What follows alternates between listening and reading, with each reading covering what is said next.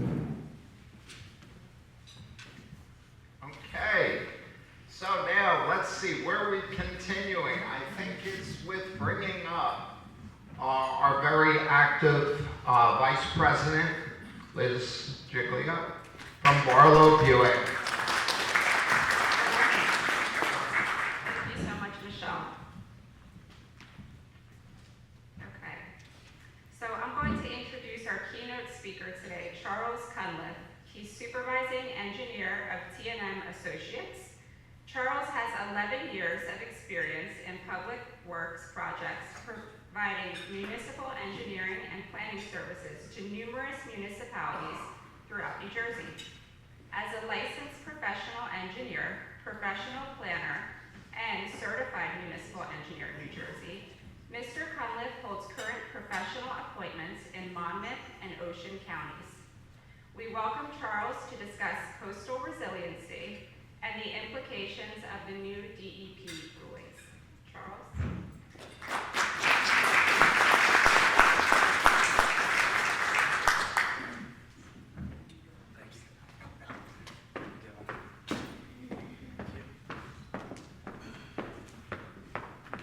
Excuse me.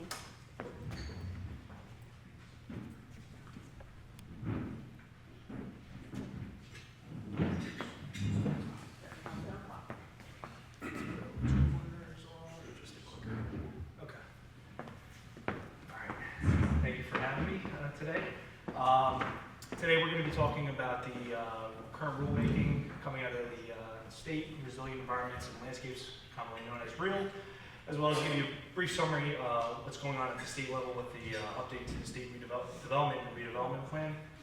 Let's see if I can get batteries in this. I don't know if it's going. Just do this. We'll just do that. All right. So I won't get too much about myself. It was a very great introduction. So the rulemaking, I want to stress it's still in the process right now. The rules are put out by the state in August of 2024. Throughout the fall of 2024, there was several public hearings allowing for public comment at the state level. That's since completed, but the rulemaking themselves are not going to become official until the summer or fall of 2025. A lot of the information that I'm going to give to you today is hopefully a worst case scenario of what the rules could be. We won't actually know what the actual rules until they're published in the New Jersey Register, but they will have significant impacts to the Flood Hazard Area Control Act rules, the Stormwater Management rules, Coastal Zone Management rules, Freshwater Wetlands Protection Act rules, and because it's the DEP, they love catch-alls, and any other NJDEP rules which reference flooding. And the stated intent of the rules is to protect against projected sea level rise. Climate change, it's a spin-off of Governor Murphy's NJ Pact initiative, which was introduced in 2020. At the crux of it all, in order to design and adopt regulations to combat sea level rise, you have to kind of have an idea of what the sea level rise is going to be. So the rules are relying heavily on a study done by Rutgers University. As you can see here, I've kind of circled in red where they've landed at as what the projected sea level rise is, 5.1 feet by year 2100. It's received a lot of pushback from a lot of the lobbyists, especially our village lobbies, because as you can see in the chart here, there's a less than 70% chance in the Rutgers study that it's going to be 5.1 feet. Now, whether the rulemaking finally lands on that 5.1 feet, I can't tell you until they're actually published in the summer or the fall of 2025, but that's the best available information we have right now. In regards to wetlands, I'm not going to touch on everything. I'll just touch on the transition area waivers. So if you have a piece of property that has wetlands or buffers associated with that on that, and you want to do buffer averaging to develop a certain portion and give a little bit of buffer back to the wetlands here, if you have existing impervious surfaces within 25 feet of a wetlands boundary, you're not going to be required to remove that. There's no proposed activities permitted within 25 feet of a wetlands boundary. That's impervious surface, that's land disturbance for grading. In addition, once you get your permit from DEP, you're going to be required to deed restrict that area as a conservation easement that's deeded with the property in perpetuity, so it can never go away. as far as the CAFRA coastal zone rules, I'm just going to touch on the top part here. For our non-mainland coastal centers, so for our barrier islands that are within CAFRA, one of the most significant impacts is any development on our barrier islands are going to be restricted to new impervious coverage of 3%. So that's a number right now. I don't know whether that's what's going to be fully enacted when the rules are come out in the summer or fall, but that's what we have right now. So if you're a municipal entity and you want to expand your municipal building, add parking for your police station, you could be held to that 3% restriction. If you're a business owner and you want to, you bought the property next to you that was vacant since Sandy, you have plans to expand or add a parking lot, you could be significantly restricted if you need a CAFRA permit. In regards to the flood hazard area stormwater management rules, they're adding additional layers to the onion. So they're creating what's called an inundation risk zone. So on our barrier islands, if you think during the normal tidal cycle on a daily basis or throughout the year when we have the supermoon, those low-lying areas that flood during the normal tidal cycle, they're going to take that and add 5 feet. So when I show a couple slides in advance, we'll kind of see what that does in a plan view. It captures additional properties that are now potentially going to be regulated just under normal tidal conditions. What they're also doing is adding a climate-adjusted flood elevation. So currently, if you're in an area with a designated flood elevation and you want to rebuild that structure or do a substantial improvement, you need to build your structure base flood elevation plus 1 foot of freeboard. They're now adding 5 feet of projected sea level rise for that. So structures could potentially be going significantly higher, which impacts cost of construction. Local zoning regulations potentially are going to need to be adjusted to account for that. In terms of stormwater management, the big one I want to touch on is if you have a property that you're looking to redevelop. Right now, there's certain allowances for water quality treatment. You're only required to treat to 50% total suspended solids removal. With the new regs, that now goes up to 80%. And just generally with the flood hazard area rules, they're limiting any permits by rules, and they're also cutting back on the threshold for when mitigation is required within a riparian zone. So in a nutshell, the cost of development is just to actually get the design and the permitting approved and then actually construct what you want to construct. It's going to have a significant impact if it stays the way it is. So inundation risk zone, what that looks like. Let's see if I can use the laser pointer. So currently, on a normal tidal cycle, mean high water, this would be your current shoreline. So year 2100, we add 5 feet. You can see not only does it change vertically, it also changes the horizontal limit. So your property, which is high and dry right now, could then potentially be in risk in inundation. And what that means is, you'd have to elevate your structure. So if you're interested, this is the NJGEO web portal. It's a GIS web app offered by DEP. You can toggle through their various layers on the right here under water, and the one that's of note here is sea level rise plus 5 feet. So this is just a snapshot of a portion of Tuckerton and Little Lake Harbor.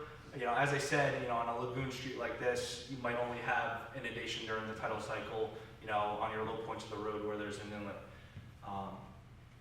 Now you add 5 feet to that, you're adding in roads, upstream roads, and potentially private properties. So there could be a significant impact to you. These rules apply to all new residential development. The only exception is if you have repair and maintenance of an existing structure that you're not increasing the height, footprint, area, habitable area. It applies to all critical buildings, so police stations, municipal buildings, medical facilities, etc. And then critical infrastructure. So roadways and other infrastructure that would be critical for emergency management and things that have a need in the event of a flood, designing to protect against that. The next step is the CAFE +1, so that's a climate adjusted flood elevation +1. So I'll just try to use the pointer. So current sea level, future anticipated sea level is just normal inundation with 5 foot of sea level rise. This would be our current base flood elevation. So if you open up your FEMA flood maps, your PFIRM or your FIRM map, whatever's the best available data, that would be currently you have to elevate a structure BFE +1. With the new rules, we're now adding 5 feet plus a foot of freeboard. So What that looks like for a residential structure is going significantly higher. And then there's nuances with this, obviously, if you're in a V zone or a coastal A versus an A zone, that foot of freeboard can differ based on finished floor or lowest horizontal member. If you're a commercial business owner with a commercial structure and industrial structure, you can certainly build to the same standards as a residential structure and elevate it on piles. You can also, for non-habitable areas below the CFE +1, you could wet flood proof it, so it would be crawl space with flood vents. For habitable space above that, you'd have to wet flood proof it, so it has to be essentially watertight during storm surge conditions. What that looks like, so this is a screenshot of the P-firm map for Waretown, so Wells Mills Road, County Road, Route 9 running north and south. I just want to highlight, so the areas in blue are the current areas with designated base flood elevation. So if you wanted to build a structure, substantial improvement, you'd have to go BFE +1. Zone X, that's on the fringes of a flood zone, but you don't have to raise the structure to be above base flood elevation. With this new BFE +6, BSE +5 +1, basically all those areas that were in the black shading with dots you can see are now orange. So along Route 9, which has potentially a lot of commercial zoning, structures are in the future could be significantly impacted by these new regulations. I won't touch on all these. The first two I'll touch on because I think they're the most critical. So, as I said, the rules aren't enacted yet. They won't be official until the summer, fall of this year. If you're a property owner looking to develop your property, I strongly encourage you to engage the services of a licensed professional engineer, particularly someone that has an environmental component that has relationships with DEP. With some of the recent rulemaking that has come out in the last couple of years as far as the fluvial flood hazard areas, so riverine areas, you can speak to 3 different people at DEP and get 3 different answers on the same regulation. So having an experienced professional who has a relationship with those people can help you navigate uncertain circumstances. And then I'll try to not belabor this too much, but the state is in the process of updating the New Jersey State Development and Redevelopment Plan. What is that? For municipalities in Southern Ocean County, each town has a master plan, which basically is a planning document for the town where we want commercial zoning, where we want residential zoning. Same thing, but at the state level. Currently, the Office of Planning Advocacy and the State Planning Commission distributed the preliminary state plan in December, so just over 2 months ago. They are going to start having public meetings at the county level. This also starts off the cross-acceptance process. This is essentially ran at the county level. So if you're a municipal stakeholder, you will have representatives from the county reaching out to you to participate in the cross-acceptance process. As a municipality, you can agree or disagree with certain changes to the state plan, and it all becomes part of the public record that hopefully, once the final plan gets adopted, is considered and addressed appropriately. There's, like I said, all these rulemaking processes and updates to the plan. There's a significant public interaction process. There's going to be a number of public hearings. But I think I want to touch on, which is most critical, I think, in our area down here. I apologize, and here's the stated goals. A lot of it's about resiliency, smart planning, putting uses where they make sense, having a cohesive plan throughout the state. So, one municipality isn't putting, all their warehousing and sending all their traffic to another town, or, everyone's not putting, high-density housing in the same area that's going to create a traffic issue regionally. But in Southern Ocean County, I want to talk about centers, and this plays into some of the environmental discussion we just had. In the state plan, they designate centers. It's based off of land use and anticipated growth through the year 2050, and the whole purpose of it is to kind of have your main hub for your municipality. Your municipal building might be centered there, your emergency services, police, fire, schools, and promote synergy across the various uses. Have residential, commercial, mixed use, open space for public recreation. In our area, most of the centers that we see are what's going to be called town centers. The others, urban regionals, those tend to be more Camden County, around Camden, Newark, North Jersey, Union County, Bergen County. Down here, most of our centers are what's classified as town centers. And like I said, it's all based off of anticipated population growth by the year 2050. And it's all guided towards trying to